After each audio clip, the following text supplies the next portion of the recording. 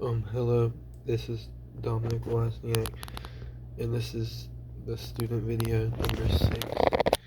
So, as you can see in the problem, it says that a cylinder is shrinking in a way that the radius is decreasing at 5 centimeters a second and the height is 2 centimeters a second. So, we know that, and then we have find the rate the volume is decreasing when the radius is 12 and the height is 10. So I went here and I wrote down like how much that's the dRdt, that's the dHdt, and this is the values at the current. So this is the equation for volume of a cylinder right here, and then this is the equation. This is like it factored out in the derivative thing. So now what we will do now, since we factored this the product rule, so we will now plug in all this stuff, which is that's dRdt and that's dHdt. So we will now plug all this stuff in and solve it.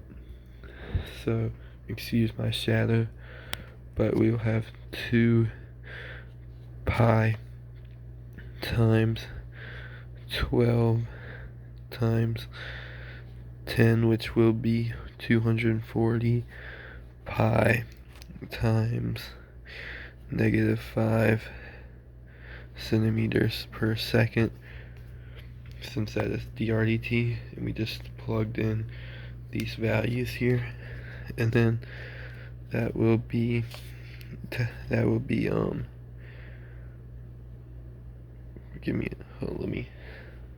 we'll just keep it like that for now. We will know that it will be negative. Hold on, let me just solve this real quick.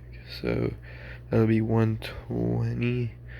So 1,200 pi. That's what it should be.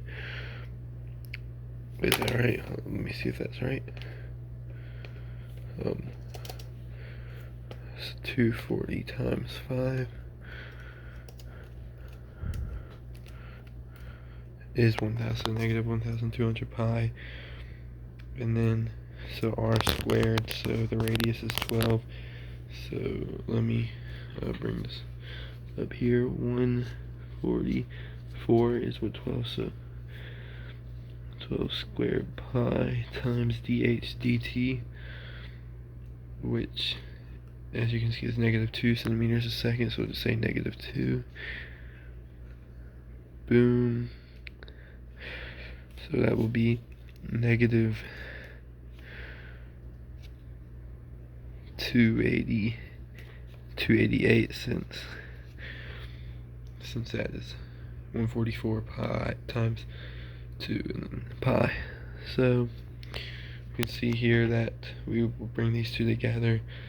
That should give us -1488 pi, and then that will be dV dt, but we know that since it's asking us for the volume, if we go back here, it's asking us for to find the rate the volume is decreasing. That will be centimeters cubed.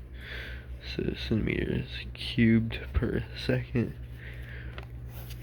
and that will be our answer.